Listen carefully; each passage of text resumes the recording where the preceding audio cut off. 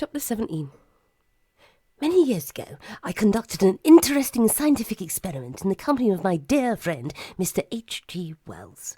The nature of this was to prove once and for all the real shape and size of the planet Earth. Had I realized then that my experiment would come to change the face of 20th century art, I would surely never have begun it. Wells, as most will be aware, was a man of erudite learning and great scientific knowledge. He was also, and this is not perhaps so generally known, a master of disguise who lived a complicated double life, writing as he did, not only under his own name, but that also of Sir Arthur Conan Doyle, a fictitious personality invented by Wells as a prank early in his student years. Wells passed from Oxford with a doctorate in English literature. His thesis was the life and works of Sir Arthur Conan Doyle. I first met Herbert Wells, or Herbie as he preferred to be called, at a Masonic luncheon held at the Savoy to honour me on the occasion of my first successful three-way Channel swim in 1929. I shared the high table with both he and Sir Arthur, and how well I remember the great amount of toing and froing about the gentlemen's toilets, and how they were never actually seen together. My suspicions became aroused during the prunes and custard when Herbie returned from the gents, where Sir Arthur had gone in search of him, wearing the latter's now legendary straw boater. I quizzed him on the matter later on in the privacy of my private suite, and he broke down and confessed everything. What had begun as a high-spirited jape, he explained, had turned to a living hell. His two wives were beginning to suspect something, and the burden of work was intolerable. I swore to keep his secret, but imposed one condition. 1 year later, Sir Arthur Conan Doyle plunged to his death over the Reichenbach Falls. His obituary in the Times was written by H.G. Wells. Looking at their photographs today, with the obvious trick spectacles and false moustaches, it's hard to imagine how Wells succeeded with his deception for so long. But those were the days before television, and few people ever met authors in the flesh. I once asked Herbie why he chose to run the terrible risk of exposure by attending my honorary do in both personae. He replied that his two wives had pressured him into it, both ladies being understandably anxious to make the acquaintance of the fated three-way Channel swimmer, who was at the time being lionized throughout Europe. Our scientific experiment began one evening in 1931. Herbie had coerced me into adding a considerable weight of my celebrity to a charity darts match he had got set up with some chums to raise money for a worthy cause. I later discovered this to be the erection of a statue of Sir Arthur Conan Doyle on the vacant plinth in Trafalgar Square, the very plinth the late King had reserved for me. The match itself was an informal affair, a group of aspiring young writers and some arty types from the local polytechnic. We naturally split the teams up into writers versus artists. Our team, as far as I can remember, consisted of Wells, myself, Ernest Hemingway, George Orwell, and the ever-youthful poet John Boy Betjeman. Our worthy opponents being Max Ernst, Salvador Dali, Man Ray, René Magritte, and their guest celeb, the greatest artistic genius of the day, Hieronymus Tucker, who was at the time preparing for his first London exhibition. The writers won the match with very little trouble, the opposing team choosing either to throw fish instead of darts, or simply to stand around with paper bags on their heads for art. Those were the days, my friends. It was during the post-match festivities that Herbie chanced to remark that ale always tasted better from a straight glass rather than a beer mug. Boy added that it was also a way with tea, which was infinitely finer when sipped from a Sevres bone china cup than a chipped enamel workman's mug. And in no time at all, as we'd all had a few drinks, the talk turned toward the cosmology and metaphysics of shape. Herbie was soon propounding his theories about the universe in general and the shape of the planet in particular. "And what shape do you believe this to be?" I asked him. "Oh, spherical, of course," he laughed, spraying me with half-munched potato crisps. "And about what size?" He named a figure. I forget what it was, but it was the one which is still in use today. "A fashionable notion," I told him, "but wildly incorrect." "You have some other theory, then?" He laughed again, but this time I had covered my drink in readiness. "You are perhaps going to tell us that the world is flat?" Dali, who was hovering nearby, I never did find out how he did that, suggested that the world was the shape of a giraffe. "Take a little water with it, Dali," said Wells. "The world is not flat," said I. "The world is indeed spherical, but it is somewhat larger than you or your grey-beard cronies think it to be." Oh yes, Wells whacked down his empty glass. Do you have about your personal world map? I asked. Of course. Wells produced his Collins Sportsman's pocket diary and flashed it around the table. In those days, the pocket sportsman's was considered de rigueur. This progenitor of the Filofax contained not only photographs of Stanley Matthews and Bobby Charlton, the lighting up times, high tides at Tower Bridge, the line of the British Monarchy, national holidays throughout the Empire, the precise number of bushels in a peck, and when to celebrate the feast of the circumcision of St. Paul, but also a traditionally out-of-register 2-page map of the world. I examined the map. And is this the world as you perceive it? You know that it is, he said. And this also. I displayed a small tin-plate globe of the world, which had fallen into my pocket as I walked through Woolworths that very morning. It's your round, I think, sputtered Wells, giggling foolishly. I ignored his feeble jest. Would you say that the map in your diary is approximately to the same scale as this toy globe? As near as damn it, said a huffy Herbie. Then while I get the drinks in, you try and fold your map around my globe. I bet you a guinea piece that you cannot do it convincingly. Elementary, my dear Rune, said the creator of Sherlock Holmes, collapsing once more into drunken paroxysms. I took my time at the bar and watched Wells with great amusement. He and Darley had detached the map from the diary and were labouring in vain to fold it around the globe. There was a good deal of paper crumpling and no shortage of advice. In no time, most of our company had become noisily and argumentatively engaged in the project. Hemingway suggested that success could be achieved by simply chopping off the North and South Poles, where most of the surplus paper seemed to be, on the principle of who would miss them. Darley had now become convinced that the world was quite probably the shape of a donut. I left him to it for a while, but when the voices became too overly raised and Hemingway head-butted George Orwell and called him a know-nothing lout, I felt that I should intervene. "How are we doing?" I asked, returning to the table with a tray of drinks. "Who ordered the packet of birdseed, by the way?" "Me," said Max Ernst. "You'll have to make do with pork scratchings, I'm afraid. Now, how is the map fitting coming along?" "Wells has muffed it up," seemed to be the general opinion. "And who is responsible for all these little snippings in the ashtray?" René Magritte tucked away his Swiss Army knife. "Would you like me to explain?" Heads nodded gloomily. Herbie said, "Go on, then." "It is an evil business," I said in a low and leaden tone, "and a conspiracy of epic proportion. Neither the globe nor the map offer a true representation of the world's geography or its true size. The flat map will not fit the globe because there is quite simply too much map. In order to make the map fit, you must increase the size of the globe by at least 1/3 again. I contend that the world is a good deal larger than we are being told, and that there are portions of it which are not printed upon the map, portions that are hidden from us. Oh, come off it," sighed Wells. "The world is charted. There are no spare bits." "Charted, yes, but the charts lie. Do we have any world travellers with us tonight?" Hemingway stuck up his hand. "I've been around a bit," he boasted, "and then some." "And on your travels, have you found maps to be reliable distance-wise?" Hemingway shook his beard. "Anything but," he said. "And in our own fair land, boy Betjeman, you favour a country bike ride. Speak to us of the English signpost." "The signpost does tend towards modesty when it comes to the matter of miles," said Boy, "although I understand this to be tradition or an old charter or something."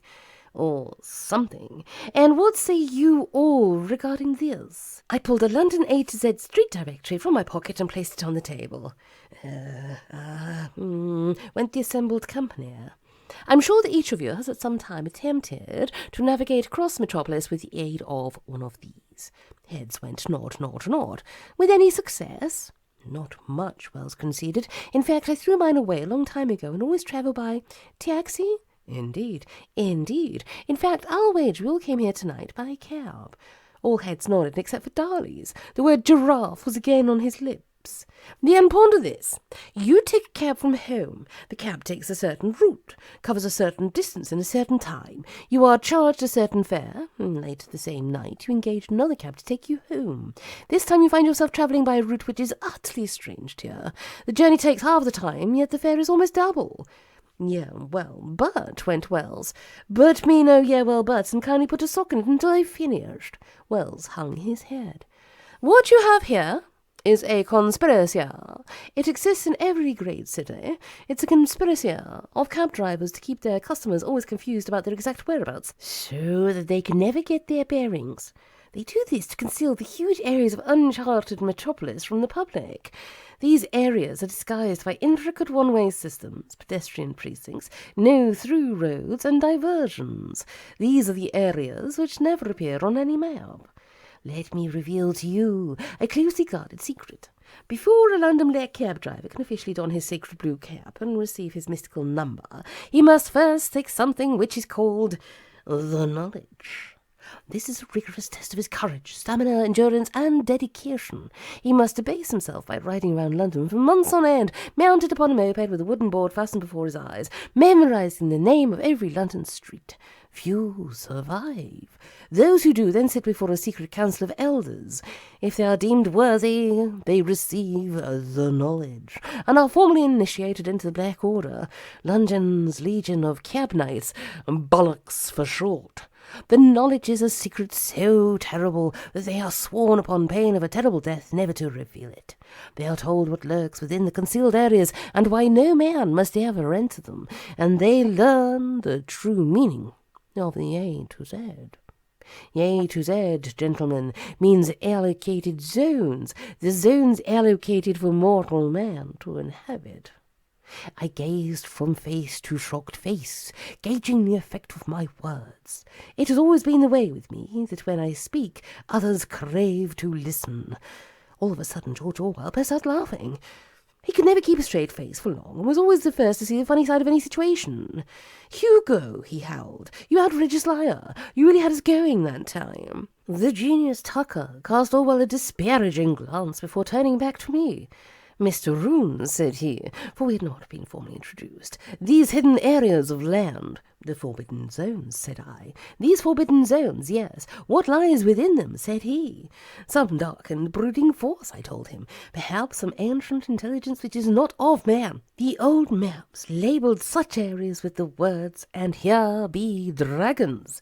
I believe the forbidden zones contain strange beasts and strange people, who sometimes spill across the borders and enter our world. Who has not heard reports of curious flying machines, out-of-place animals, abominable snowmen, ghosts, fairies, and bogeymen? And what of all those people who vanish without trace every year? Could they have wandered unawares into a forbidden zone? Tucker's jaw hung open. George was giving me a very stern look, and it was then that I remembered he had once earned a living as a London taxi driver. "Enough," said I. "A joke and nothing more. I hear the barman calling last orders, and I believe it is George's round." George got them in, and we made merry, but all was not well with Tucker.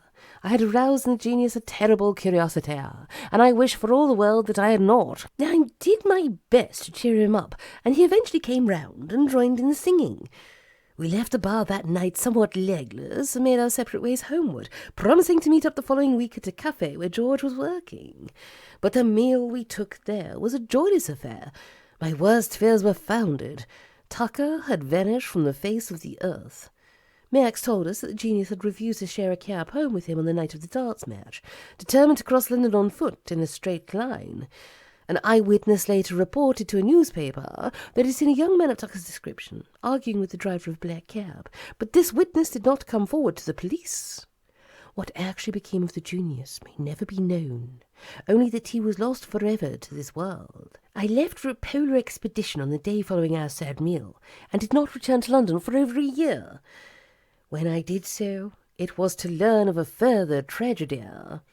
Apparently, a mysterious fire had broken out in Tucker's studio and destroyed all the work that was destined for his first major exhibition. The police suspected arson, several empty Spanish brandy bottles being found amongst the rubble, but nothing could be proved.